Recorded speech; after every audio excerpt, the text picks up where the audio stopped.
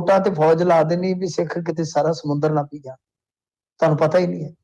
तो मतलब कि इस तरह ਦੀਆਂ ਗੱਲਾਂ ਉਹਨਾਂ ਨੇ ਕਿਹਾ ਕਈਆਂ ਨੇ, ਤੇ ਨਾਲ ਇਹ ਕਿਹਾ ਕਿ ਅਸੀਂ ਹੁਣ ਮਤਲਬ ਕਿ ਪਿੰਡਾਂ ਤੱਕ ਜਾਵਾਂਗੇ, ਘਰ ਘਰ ਚੋਂ ਆਵਾਜ਼ ਬੁਲੰਦ ਕਰਾਂਗੇ, ਇਹਨਾਂ ਨੂੰ ਦੱਸਾਂਗੇ ਕਿ ਅਸੀਂ ਚੁੱਪ ਰਹਿਣ ਵਾਲੇ ਨਹੀਂ ਆ। ਤੇ ਨਾਲ ਦਿੱਲੀ ਨੂੰ ਇੱਕ ਨਿਹੋਰਾ ਵੀ ਮਾਰਿਆ ਹੈ ਕਿ ਕੀ ਅਸੀਂ ਤੁਹਾਡੇ ਜੇਠ ਲੱਗਦੇ ਆ, ਨਾਗਿਆਂ ਨਾਲ ਜਾਂ ਹੋਰ ਇਸ ਤਰ੍ਹਾਂ ਦੇ ਸੰਗਠਨਾਂ ਦੇ ਨਾਲ ਤੁਸੀਂ ਗੱਲ ਕਰ ਸਕਦੇ ਜੇ, ਤੇ ਬਈ ਸਾਡੇ ਨਾਲ ਕਿਉਂ ਨਹੀਂ। ਮਤਲਬ ਉਹਨਾਂ ਦਾ ਸਿੱਧਾ ਇੱਕ ਤਰ੍ਹਾਂ ਨਾਲ ਕਹਿ ਲਓ ਕਿ ਸੱਦਾ ਹੈ ਜਾਂ ਕਹਿ ਲਓ ਕਿ ਪੇਸ਼ਕਸ਼ ਹੈ ਕਿ ਸਾਡੇ ਨਾਲ ਟੇਬਲ ਟਾਕ ਕਰੋ ਬਈ। ਕਹਿੰਦੇ ਕਿ ਸਿੱਖਾਂ ਦੇ ਨਾਲ 75 ਸਾਲਾਂ 75 ਵਾਅਦੇ ਕੀਤੇ ਗਏ ਪਰ ਕੋਈ ਪੂਰਾ ਨਹੀਂ ਹੋਇਆ, ਸਾਡੇ ਕੋਲ ਸਾਰਾ ਡਾਟਾ ਹੈਗਾ।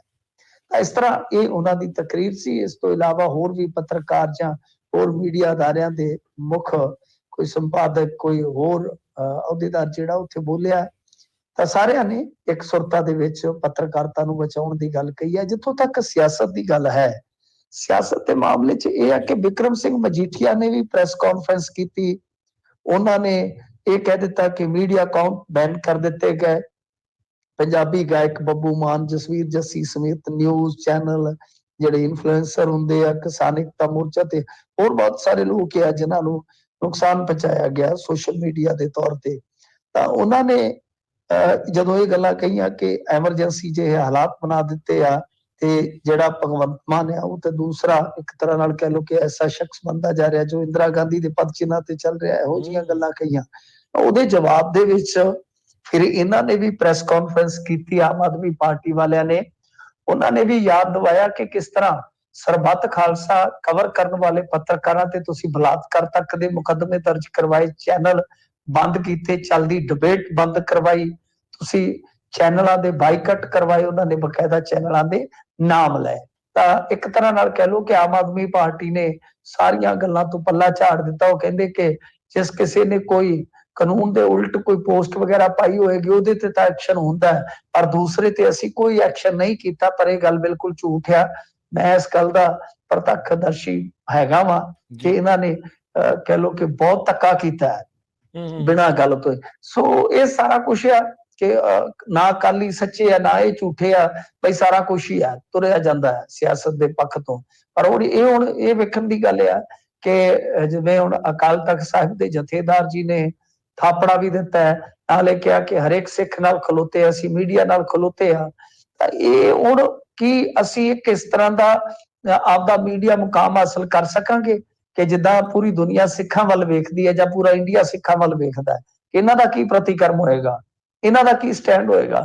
ਤਾਂ ਕੀ ਅਸੀਂ ਇਸ ਤਰ੍ਹਾਂ ਦਾ ਇੱਕ ਆਪਦਾ ਮੀਡੀਆ ਵੀ ਪੈਦਾ ਕਰਾਂਗੇ ਜੋ ਬਿਰਤਾਂਤਾਂ ਨੂੰ ਤੋੜਨ ਵਾਲਾ ਹੋਵੇ, ਬਹੁ ਭਾਸ਼ਾਈ, ਜਿਹਦੇ ਕੋਲ ਗਿਆਨ ਹੋਵੇ ਤੇ ਉਹ ਗਿਆਨ ਵੀ ਇੰਟਰਨੈਸ਼ਨਲ ਲੈਵਲ ਦਾ ਹੋਵੇ। ਤਾਂ ਕੀ ਇਸ ਤਰ੍ਹਾਂ ਦਾ ਅਸੀਂ ਮੀਡੀਆ ਮੰਚ, ਕਿਉਂਕਿ ਜੇ ਅਸੀਂ ਉਹੀ ਗੱਲਾਂ ਕਰੀ ਜਾਈਏ ਕਿ ਇਹ ਕਾਮਰੇਡ ਮੀਡੀਆ ਹੈ, ਇਹ ਪੰਥਕ ਮੀਡੀਆ ਹੈ, ਇਹ ਲਿਬਰਲ ਮੀਡੀਆ ਹੈ, ਮੀਡੀਆ ਵੀ ਕਈ ਤਰ੍ਹਾਂ ਦਾ ਆ ਗਿਆ, ਤੇ ਫਿਰ ਤੇ ਗੱਲ ਨਹੀਂ ਬਣਦੀ। ਤਾਂ ਮਤਲਬ ਕਿ ਪੰਜਾਬ ਨੂੰ ਹੀ ਰਿਪਰੈਜ਼ੈਂਟ ਕਰਦਾ ਸਾਨੂੰ ਇੱਕ ਐਸਾ ਮੀਡੀਆ ਚਾਹੀਦਾ ਜਿਹੜਾ ਕਿ ਰਲ ਮਿਲ ਕੇ ਇਹਨਾਂ ਚੀਜ਼ਾਂ ਦਾ ਖੰਡਨ ਕਰੇ। ਤਾਂ ਖੈਰ ਵੇਖਦੇ ਹਾਂ, ਇਹ ਵੱਡਾ ਸਵਾਲ ਹੈ ਕਿ ਏਕਤਾ ਜਾਂ ਇੱਕ ਸੁਰਤਾ ਜਾਂ ਮਤਲਬ ਕਿ ਇੱਕ ਮੁਕਾਮ ਵਧੀਆ ਸਾਨੂੰ ਹੁਣ ਵੇਖਣ ਨੂੰ ਮਿਲੇਗਾ।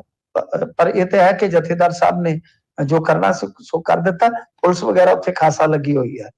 ਜੀ ਜੀ ਮਿੰਟੂ ਜੀ, ਕੀ ਅਜਿਹੀ ਚੀਜ਼ ਕੋਈ ਇਤਿਹਾਸ ਦੇ ਵਿੱਚ ਪਿੱਛੇ ਦੂਰ ਚੱਲ ਜਾਈਏ ਜਾਂ ਲਾਗੇ ਚੱਲ ਜਾਈਏ, ਜਥੇਦਾਰ ਸਾਹਿਬ ਦੀ ਇੱਦਾਂ ਇਸ ਤਰੀਕੇ ਦੇ ਨਾਲ ਪੱਤਰਕਾਰਾਂ ਨੂੰ ਹੱਲਾਸ਼ੇਰੀ ਜਾਂ ਇੱਦਾਂ ਦਾ ਇੱਕ ਕਰਨ ਦਾ ਕਿਤੇ ਕੋਈ ਹੋਰ ਇਤਿਹਾਸ ਦੇ ਵਿੱਚ ਇੱਦਾਂ ਦਾ ਆਉਂਦਾ ਜਾਂ ਕੋਈ ਇੱਦਾਂ ਦੀ ਚੀਜ਼ ਹੋਈ ਵਾਪਰੀ? ਨਹੀਂ, ਮੈਂ ਤਾਂ ਨਹੀਂ, ਨੇੜਲੇ ਸਾਲਾਂ 'ਚ ਤਾਂ ਨਹੀਂ, ਕਿਉਂਕਿ 10 ਸਾਲ ਤਾਂ ਮੈਨੂੰ ਹੋ ਗਏ ਨੇ ਘੱਟੋ ਘੱਟ ਮੀਡੀਆ ਦੇ ਵਿੱਚ।